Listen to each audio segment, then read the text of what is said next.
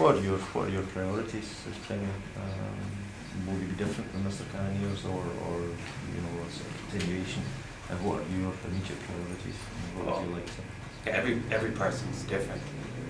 I'm the type of person that I have a great deal of energy. I'm not afraid to put the time in. I certainly like advice. I'm willing to listen, but I make decisions. I'm not going to procrastinate, and I'm going to be open and honest. I'm a bad poker player, so I'll be straight up with people. I mean, what would be your legislative priorities, or you know, the priorities for the government, you know, in terms of you know what you'd like to see done and done quickly? We have the gaming legislation that's being drafted, and that's one of the important priorities for this session. It's a pretty comprehensive piece, and Chambers has worked on that. Former AG has progressed that along quite significantly, so I would expect that to be tabled probably sometime in early June and be debated shortly after that. We've made tremendous progress in tourism with the Tourism Authority. The gaming legislation allows us to have something else to offer in Bermuda, and in that area I think the Tourism Authority has hit the ground running, and I'm excited by the work they've done and the talent that they have at the table to move forward. So I think it's a very positive piece. Tomorrow there'll be another a big announcement that has great potential for Bermuda going forward. So I think people are going to see, in spite of some of the clouds of negativity we've seen over the past couple of weeks, the work of government has still gone on and progress has been made. The announcement tomorrow, I mean, it's been strongly suggested to me that that's a developer for Club Med, or the Club Med site. I'm just excited to hear the ministerial statement in the House when he reads it out. The people need to understand how we get here, because a lot of people think you just go out and find somebody.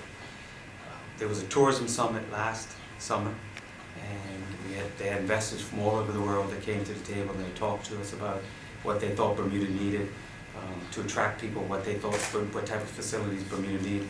And out of that, the RFP was put together for the East End facility, and we worked through that process. What other legislative things are you going to push, you know, personally? Well, within the Ministry of National Security, we've got a couple of irons still in the fire. I would hope that we would be moving forward with the Fire Safety Act that's been around for some time. Tomorrow there'll be what I would consider a significant debate in the House when we debate the Cannabis Reform Committee's advisory document. I've enjoyed watching that process take forward, and I look forward to the debate tomorrow. That's a throne speech commitment that we've delivered on to have public consultation on the wider uses of marijuana, medical marijuana, and decriminalization. From that debate tomorrow, we intend to move forward in a couple of areas that I will allude to tomorrow during debate. Okay. In terms of holding down the two jobs, I mean, will you continue to be Minister of National Security and Premier indefinitely, or is this... This job you never know. It's my intention. I've been blessed to work in a very forward-thinking ministry, and at the present time with the Cabinet Secretary and the PS and the Ministry of National Security, it's up to me to continue pushing forward, because I've got good people who can help direct and get things done. So I have every confidence I can do it. I am hesitant to relieve myself of national security at this time, because I think we've made good progress. And there's still a lot of work to be done. Even though I'm the Premier and there's tremendous responsibility in that, I have enough energy to handle both portfolios. Does Mr. Crockwell still have your full confidence? Most definitely. Yeah. Most definitely. We all make decisions that people question. That's life. We can't agree on everything. But look at the body of work that Minister Crockwell's done.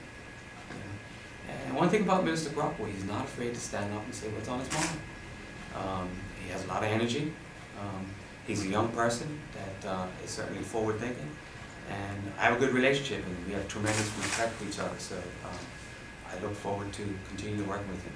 And I don't intend to continue to two-step with the opposition about these things. I will deal with them accordingly, say what's on my mind, but I have to be focused moving forward. I can't let people focus on looking back. And tomorrow will be your first House of Assembly as Premier, and I understand there's likely to be a certain amount of fireworks at sort of the motion to adjourn. I mean, are you quite happy going into that on your first day as Premier? Yeah, I've been in the House for a number of years. I wouldn't have any problem with listening to what they have to say, but they better be prepared for what we have to say as well. People know me. I don't wait for things to happen. I'm going to be firing back if the opposition want to come. If they talk sensible, if they talk about moving Bermuda forward, I'm all with them. If they want to continue to talk about the past and you know, the debt gate issue, I'm not going to deal with it.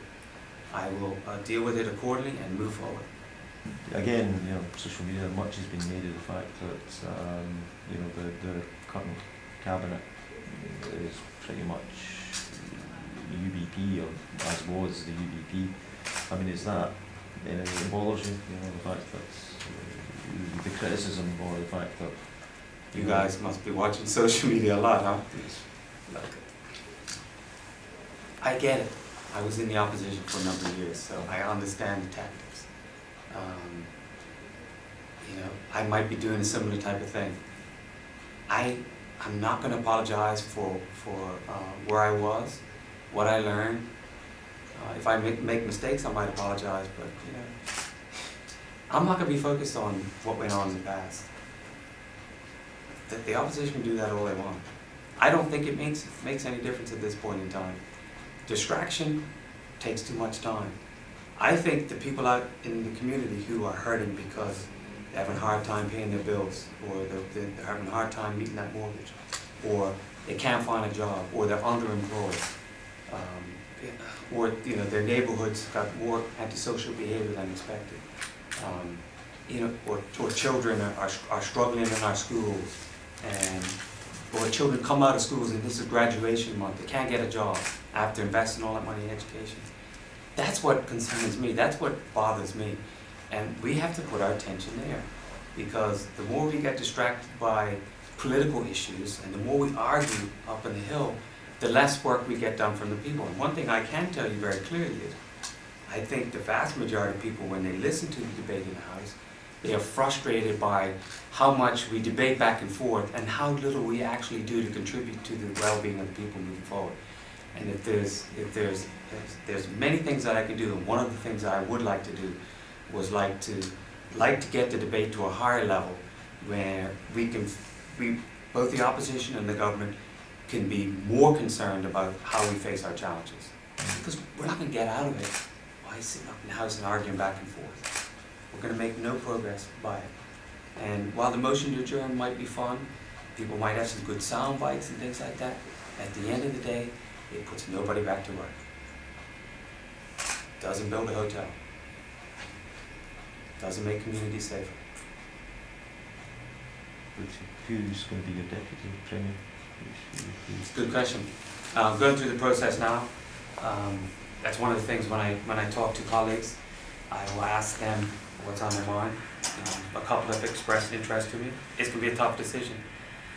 But I would imagine within, you know, I hate to put timelines on something like this, but I would say within 10 days to 2 weeks, I would wrap my mind around it and make a decision.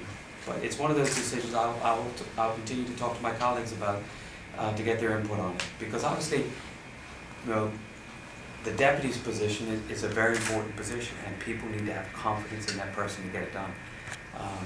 And once that person is appointed, they will be able to show the community their ability, and confidence will be built further in the government by our leadership team. But a lot of that's up to me. I have to set the tone, and I look forward to setting the tone. I look forward to smiling when we have good decisions and good outcomes like tomorrow. And I won't shy away from from having the tough conversations.